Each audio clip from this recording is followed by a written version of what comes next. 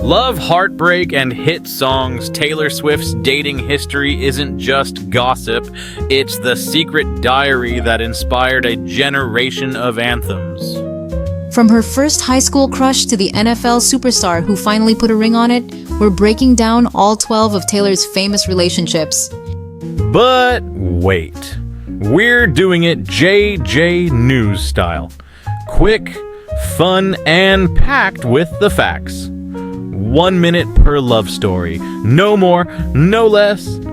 We're giving you the who, the when, and the why it ended. Get ready for the ultimate Swiftie relationship timeline. Let's rewind the tape and start from the very beginning.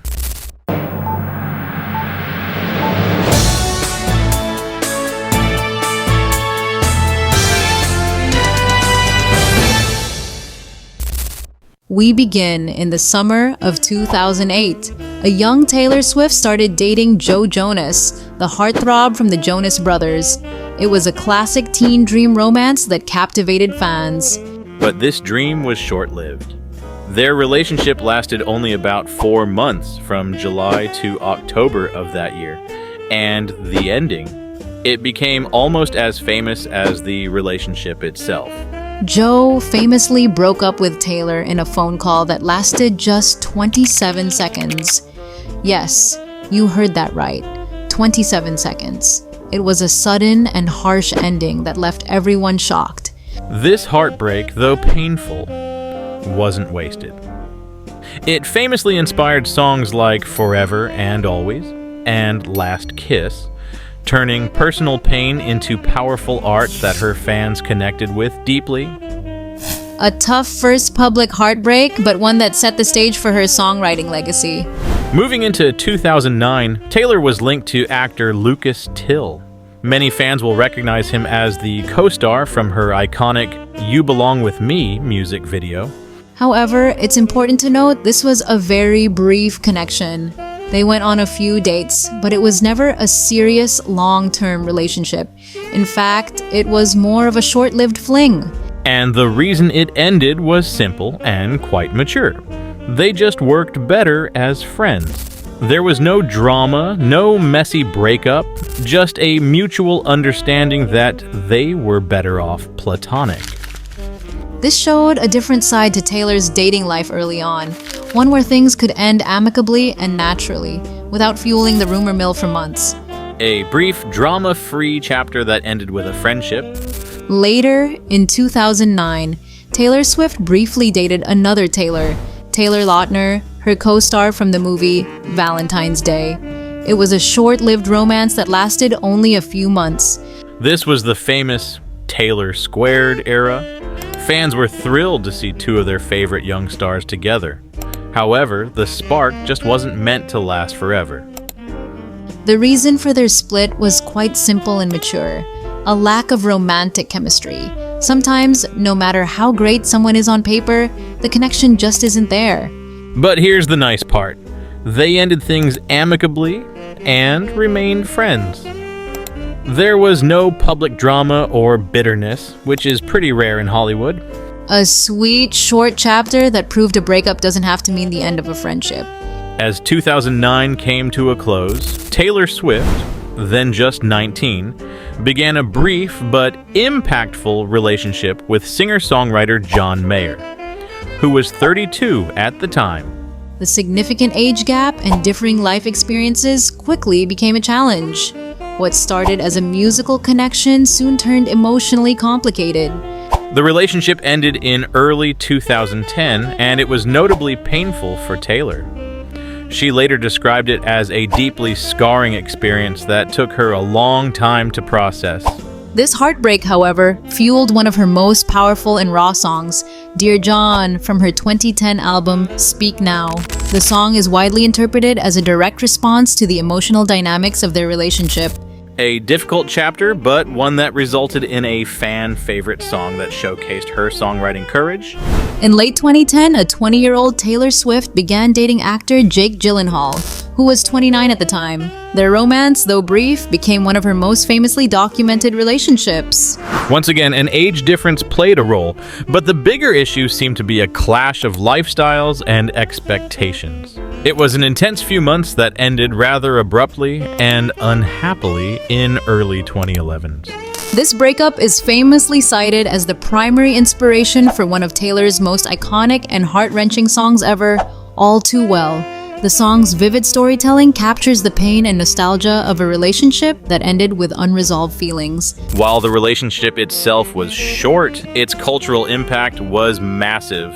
All Too Well evolved from a fan favorite into a cultural phenomenon, especially with the release of its 10-minute version years later. A painful ending, but a profound artistic beginning. In the summer of 2012, Taylor Swift, then 22, was linked to Connor Kennedy, who was just 18 years old and a member of the famous American political family. The relationship was brief, lasting only a few months. It was a summer romance that played out under the intense glare of the media spotlight, given the Kennedy family's fame. The combination of significant media pressure, the age gap, and perhaps their different life stages. She was a global pop star, he was just graduating high school, proved to be too much for the young couple. They parted ways amicably by the end of that summer. It was a classic case of a romance that was sweet but ultimately couldn't withstand the external pressures and scrutiny. A short-lived, high-profile summer fling that ended due to the weight of public attention. As 2012 came to a close, Taylor Swift began a highly publicized romance with One Direction heartthrob Harry Styles. Their relationship, though brief, captured the world's attention. They dated for about 3 months, from December 2012 to March 2013. It was a whirlwind of paparazzi photos, romantic getaways, and intense media speculation. The breakup was reportedly dramatic, marked by a famous argument and a boat ride gone wrong. While the exact details remain private, it was clear that two massive stars navigating a young relationship under the spotlight was incredibly challenging. But from that drama came pure artistic gold. The split famously inspired not one, but multiple hit songs, including the iconic We Are Never Ever Getting Back Together and the nostalgic Style. A short-lived romance that left a long-lasting musical legacy. In March 2015, Taylor Swift began her longest public relationship at the time, dating Scottish DJ and producer Calvin Harris. This was a significant chapter, lasting over a year. For about 14 months, they were a power couple, often seen supporting each other's careers at events and award shows. It was a mature, low-drama relationship compared to some of her previous ones.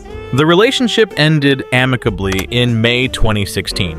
While no single dramatic reason was cited publicly, it was widely reported that their careers and focuses were pulling them in different directions. This breakup was notably civil, especially compared to what followed. They even collaborated professionally post-breakup on the song This Is What You Came For, which Taylor co-wrote under a pseudonym. A lengthy and largely private relationship that ended with mutual respect and professional courtesy. Almost immediately after her split from Calvin Harris, Taylor Swift was spotted with actor Tom Hiddleston in May 2016. Their summer romance was swift, intense, and incredibly public. For about 3 months, Swift was everywhere. From that famous I Heart TS tank top in Rhode Island to dancing at the Met Gala, it was a media frenzy that few had seen before. However, the very public nature of the relationship became its biggest challenge. Critics and fans alike began to speculate if it was a genuine connection or a strategically planned PR stunt. By September 2016, it was over. The overwhelming media scrutiny and constant rumors were cited as major factors in the split. It was a classic case of a romance that couldn't survive the spotlight it created. A whirlwind summer romance that burned brightly but briefly under the microscope of public opinion. Following the very public Hiddleston chapter, Taylor Swift made a conscious turn towards privacy.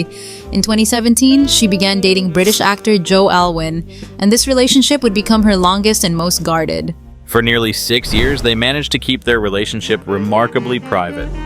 They rarely walked red carpets together and gave almost no interviews about each other. It was a sanctuary away from the spotlight. Their partnership even extended to music. Joe co-wrote several songs on Taylor's albums Folklore and Evermore under the pseudonym William Bowery, a creative collaboration born during the pandemic lockdown. However, by April 2023, news of their breakup emerged. Sources cited differences in personality and the pressure of her return to mega fame post-quarantine as key reasons. Their private world had perhaps become difficult to maintain. A long, deeply private love story that ultimately couldn't bridge the gap between two different worlds. Shortly after her split from Joe Alwyn in April 2023, Taylor was briefly linked to Matty Healy, the frontman of the band The 1975, in May of that year. This connection was fleeting, lasting only a few weeks into June. It was widely seen as a brief rebound occurring during a significant transitional period in her personal life. The romance ended as quickly as it began. No major public reason was given, but it was reported to be an amicable parting of ways. A short-lived chapter that naturally concluded.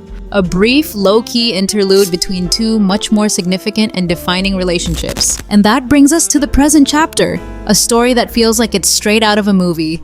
In the middle of 2023, Taylor Swift began dating Travis Kelce, the superstar tight end for the Kansas City Chiefs. This wasn't just a new relationship, it was a cultural phenomenon. The worlds of pop music and the NFL collided in the most spectacular way. For over 2 years, they've supported each other's massive careers with very public and genuine admiration. Their connection, which started with a friendship bracelet and a failed attempt to give her his number, has blossomed into a deep and stable partnership. And in August 2025, it culminated in the news everyone was hoping for, an engagement. From high school sweethearts to NFL superstardom, Taylor's journey in love has been long, public, and deeply intertwined with her art. It seems she has finally found her happy ending with Travis.